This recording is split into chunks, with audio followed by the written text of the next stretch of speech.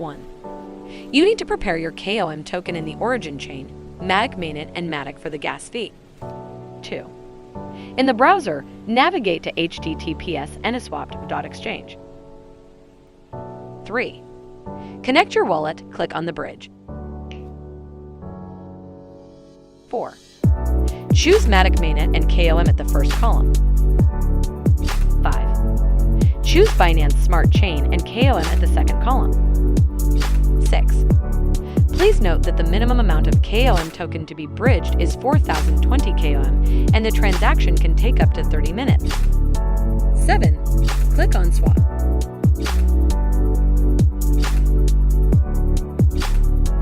8.